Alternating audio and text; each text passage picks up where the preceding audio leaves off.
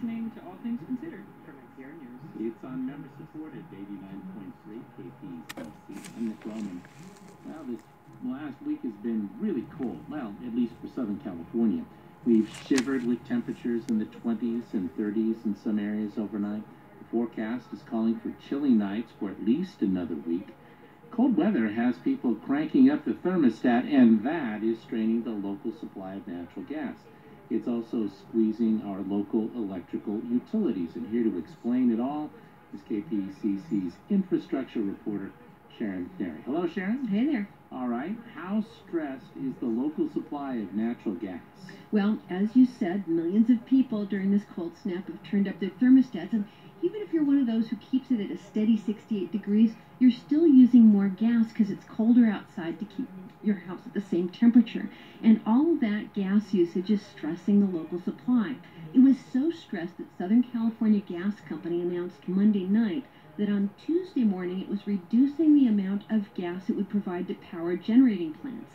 The purpose is to stretch the gas supply for its core customers, which are you and me, homes and small businesses. And of course, they've been hinting about this for quite some time, and it sounds really serious.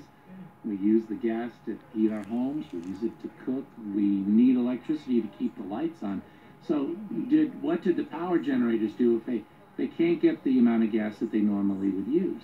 Well, in the case of LA City, the Department of Water and Power got about 40% less than it normally would have used. And the DWP has other sources. It can import electricity from coal and gas burning plants outside the LA basin, even out of state. It can lean more heavily on wind and solar power if it's windy and sunny out. It can also use gravity-fed hydroelectric power out at Castaic Lake.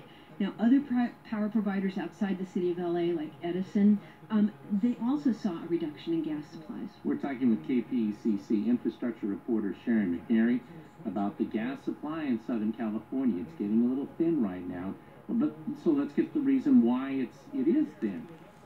We haven't had a history of gas shortages until recently, and we've talked about this a number of times because of Aliso Canyon, the gas well blowout now almost 2.5 years ago.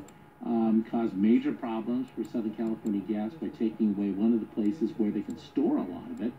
That, like we say, 2.5 years ago. Why do we still have a problem?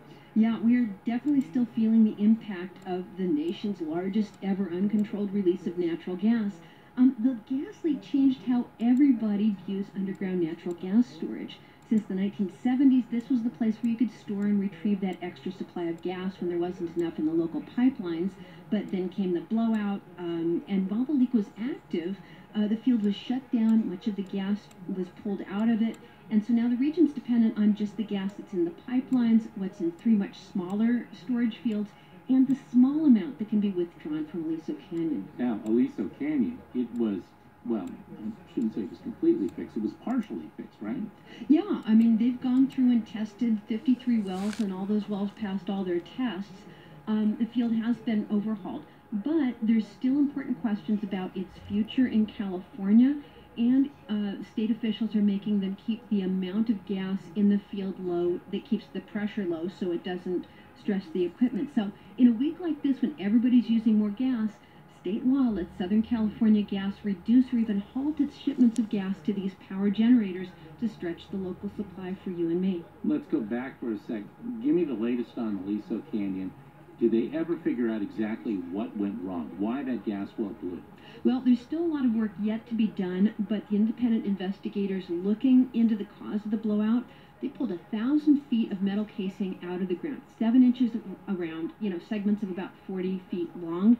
And what they found about 892 feet down is the casing had split open vertically, and it had just cut itself in half. And they found a lot of corrosion around the outside of the casing at that break point and at other points on the pipeline. Now, does that split explain what happened? It's a pretty good indication that corrosion thinned the wall of the casing and that the pressure of the gas being held underground finally broke through.